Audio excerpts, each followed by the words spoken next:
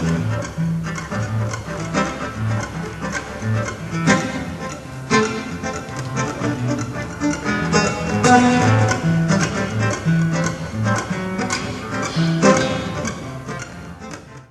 going to switch back to the Fender amp, and I'm just going to add a little bass, and I'm going to roll off some, I'm going to turn the treble down, and all of a sudden I got this going on.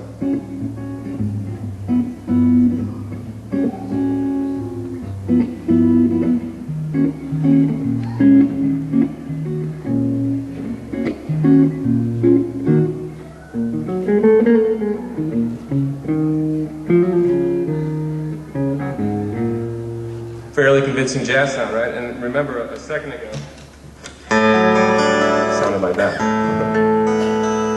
So that's the second position. The second position is also cool. If you do the opposite with the tone controls, you roll the bass down and you turn up the treble.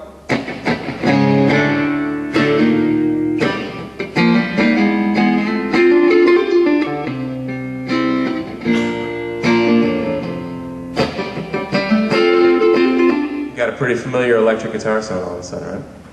The third position is this pickup by itself. And this pickup by itself can sound super. It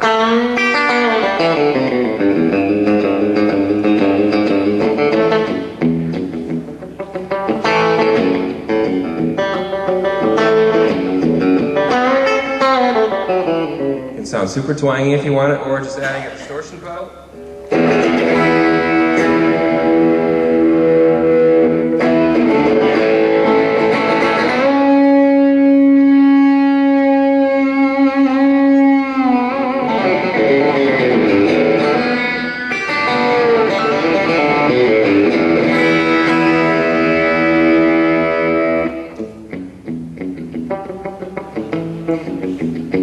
That's just by turning a pedal on.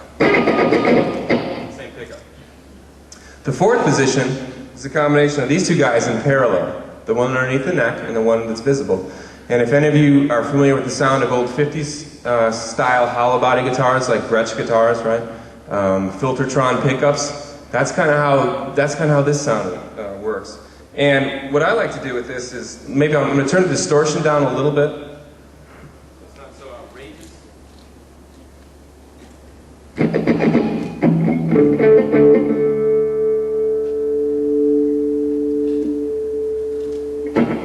So it's got a little bit of grunge on it, right? I added a little bit of echo, short echo, and all of a sudden you're in this world.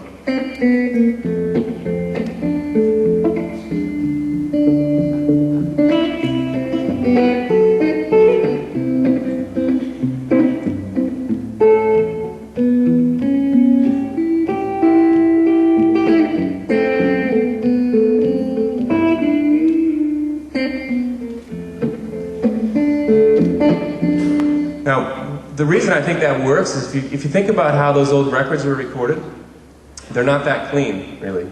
They're playing through old tube microphones, they're playing through hand-wired consoles, they're recording to tape, they're playing with little amps, right? We all have the ability to make cleaner recordings at home on our laptops, and not necessarily better recordings, but cleaner recordings than those guys had back then. So if you listen to those old Chet records, you listen to those Merle records, there's distortion in them. And I think you can kind of emulate that sound by having a little bit of distortion in it. This is also a good sound, a good setting for just classic rock stuff.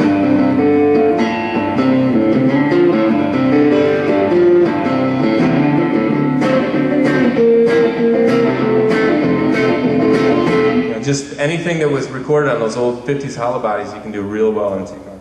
The last setting is the same two pickups put in series.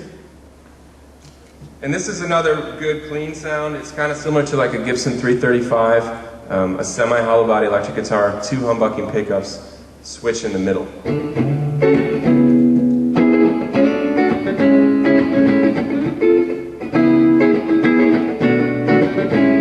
You can also get a pretty good jazzy sound out of this as well. Do the same thing, a little bit more bass, a little less treble.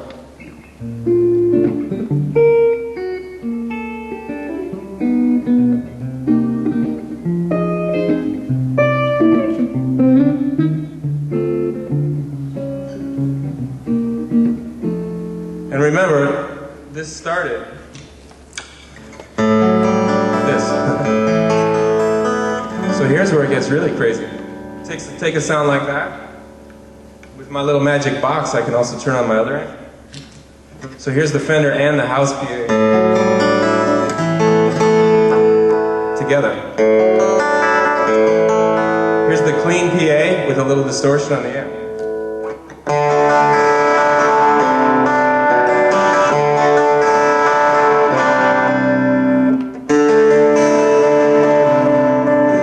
So there's all kinds of possibilities with this guitar.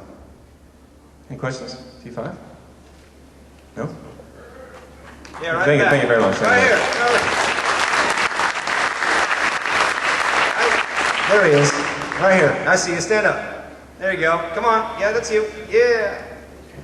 On the same series of guitars, when you change the wood for the tops on the acoustics, do you change the bracing, the scalloping on it, the spacing on it, the fan on it, or is it the same top wood to top wood? On all the guitars, acoustic-wise, they're forward-shifted, scalloped, in what we call modified X. Everything moving forward, about late summer this year in an 800 series or above is going to have what we call CV bracing. There's been a lot of talk if it's CV or CJ. It's CV bracing, Charlie Victor. It doesn't mean anything. It's just an in-house term that the builders know what it means. And what it does is it's contouring the overall brace itself, which actually enhances the sweet spots. Okay? But for everything that we're building, it's forward shifted, modified X, scalloped. Okay, we don't change anything unless it's a nylon string, and then it'll have a fan. Because you can't overbrace a nylon, otherwise you don't get anything out of it. It's a great question. Yes? What series has the cedar top and the maple side back? There's no such series.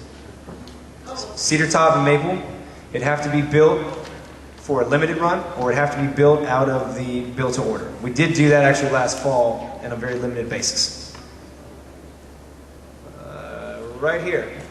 You mentioned how you could dial in the action on your neck so accurately. How many service places do you have that are authorized, and how easy are they to do? Nationwide, about 125. Nationwide?